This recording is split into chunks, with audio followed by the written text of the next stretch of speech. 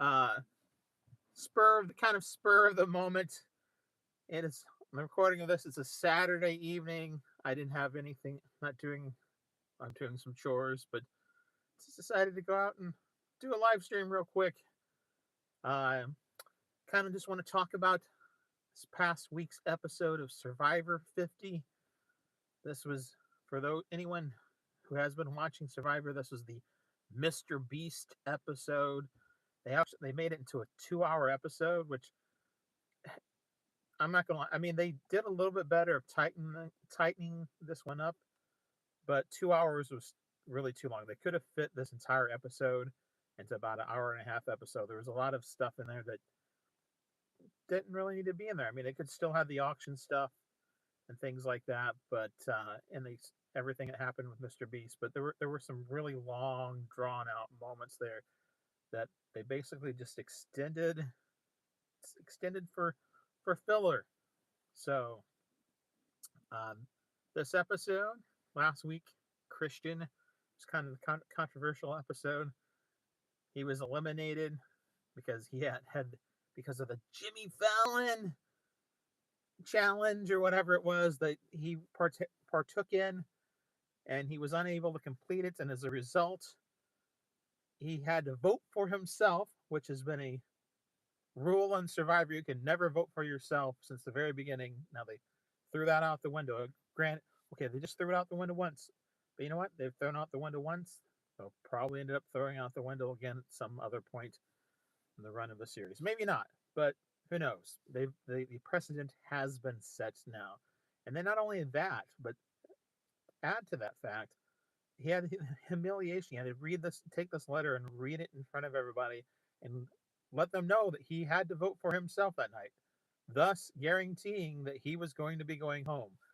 They were going to vote for Rick Evans. They were going to vote for Rick Devens, and they changed them. A lot of people changed their mind because why would you vote out Rick when Christian is a bigger threat and you can get him out, right away there. So Rick survived to play in this another round, and so he was in this round. Now Rick Devens is now a part of Survivor history. In this episode, he made history. It was a really big episode, of course. Mr. Beast there. Now I will say, this whole season, a big complaint, and I have that complaint as well, is that there's way too much of the celebrities on the show this season, and even like mentioning the celebrities. They have the Billie Eilish boomerang idols, which no one has used yet. So there's that going on. That's kind of weird because you know, I would have figured the idols would have been used a lot more in this season. Rumor has it too that Ozzy, I don't know if this next episode, it's the episode after that, or he's going to be going home with an idol in his pocket. So I figured there had been a lot more idols, a lot more random things of advantages and things like that. There hasn't been a whole lot of that so far this season at all. Which, I mean, there've been these weird one-off things where they go and they have a chance to win an advantage or something like that, but just things hidden around. There hasn't been very much of that at all, which is really weird. But anyway, back to the celebrity thing. So, you have Jimmy Fallon. He was mentioned more times than Jenna was mentioned in the one episode she was in. Uh, Jimmy Fallon's name was mentioned more than Jenna was on screen time. If you put it all together, which is ridiculous. Um, he had I can't even think of his name. The country music star who they spent a half an hour watching him fish. They go sword. They go spear fishing in the ocean so he could cook this meal for the tribe that won the challenge. Of course, Billie Eilish. And now you had Mr. Beast. I will say of all the celebrities and how they've been integrated into this season 50, this one, Mr. Beast, was the least offensive. I mean, it actually felt right. Um, Showed up, made a brief appearance at the auction to kind of key things in for what might happen later on. That there's going to be something you know that could affect the entire game, affect them all. And then the big reveal was, of course, people suspected, but he actually had a thing.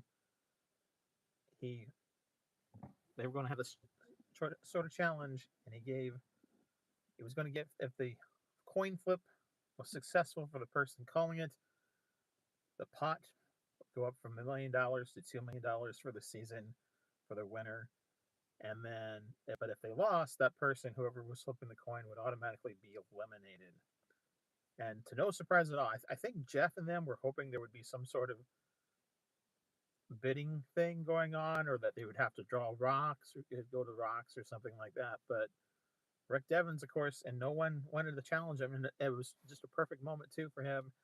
He flipped the coin, and it was heads, which he had called, and he increased the pot to $2 million. Of course, they weren't going to vote him out at that point, and they ended up voting Stephanie out.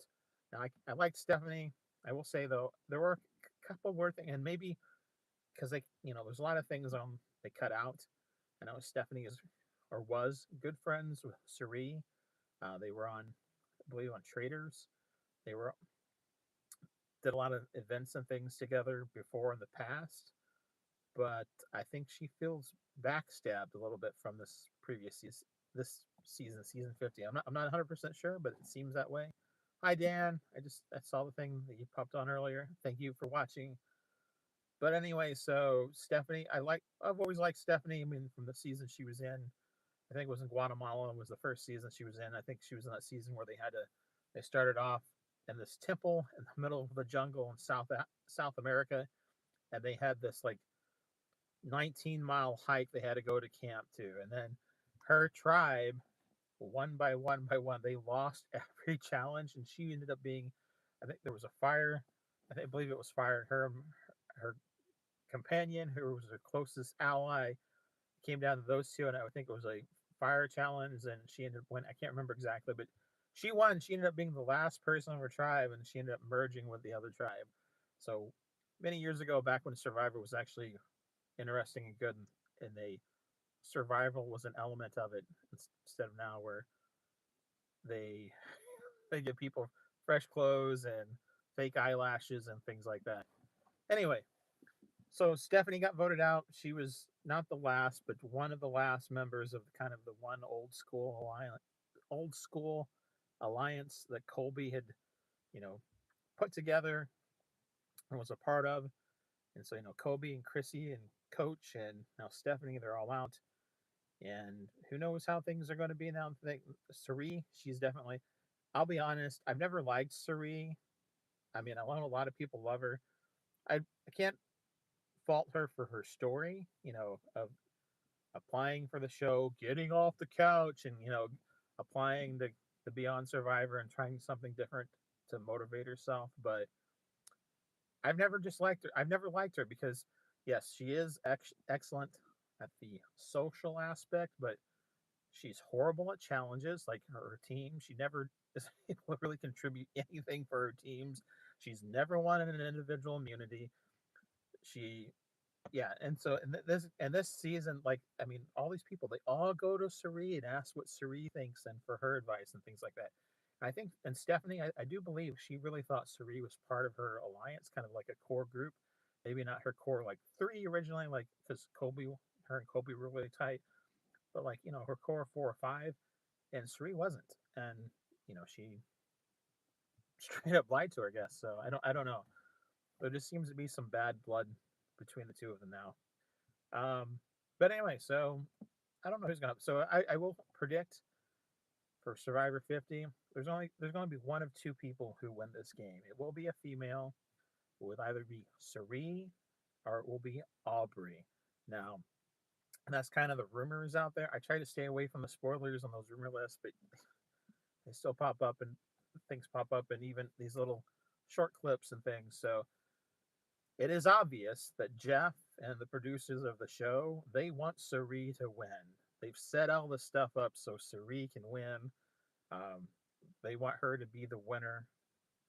But this past episode kind of showed that even though they want Sari to win, she might not be winning. And they set things up now for Aubrey could possibly come in and finally win the game as well. So I don't know. I personally, I'd rather see Aubrey win than Cerie. I liked Aubrey the first season she was in. I really kind of related to her at that time. Shared a lot of similarities, but yeah. So that's Survivor 50. Now I think there's only like 2 episodes left, which amazes me because I think there's like 9 people left. There's a rumor there might be like four people for the final instead of like the typical 3. I don't know if that's true or not. Too. That's a weird rumor that's out there. It's going to be a live show afterwards, a live finale, a live reunion type thing, like they used to do. Except, so if that's the case, though, I don't think anyone can know if they win. But of course, they have not said that that's when they're going to announce the winner. But why would you have a live show if that's not where you're going to have the reveal the actual winner? I mean, the past, I understood why in seasons 41 and 42 why they did not do the live show anymore because of COVID. But since season 41, they haven't had a live show. They've all done these pre-tape shows, and the whole cast knew what the winner was and everything like that. So anyway, so there's Survivor 50. Let's see. Yeah, I thanks Dan for the suggestion. Yeah, I've been to Ponderosa there at Vandalia. It's been a while. It's been a while since I've been there. Um, it's a good idea for sometime maybe do a video there. Thank you. But yeah, so what do you think? Anybody else? You watching Survivor 50 out there? This will probably be my last time watching Survivor for a while. I don't the season. I've been kind of disappointed by it. This episode's pretty good. I mean, overall, like the way they did the celebrity thing too with Mr. Beast. I mean, he tried to put the focus on the players, not on himself. So I mean, I thought it was good. It was a good job, unlike some of the other stuff that they've done this season with celebrities. I will also say this about Mr. Beast: like I don't really watch any of his videos. I mean, I've watched a few in the past, but I'm not one. I don't subscribe to his channel. I know he's the biggest YouTuber out there, but um, just the WWE. I haven't watched wrestling since it was the WWF. So unfortunately, back in the day. But about Mr. Beast, I don't know. Like his teeth. Like I don't remember his earlier. Like I've watched some of like his really earlier videos in the past too, when he was younger. Where it's like his teeth are permanent. His top teeth are like permanently in place. Like he can't not have this weird. They're out there all the time. Kind of like this. Like he can't move he can't move his top lip and his teeth. You just see his teeth. It's like he talks to his teeth. So it's weird. But I really noticed that this time in Survivor, and it's just kind of bizarre. So anyway, well, thank you for watching. I'm going to wrap this up now. I appreciate anyone who's popped in. Thank you, Dan. Thank you for your comments. Thank you for just watching this live. And yeah, until next time, that's a wrap.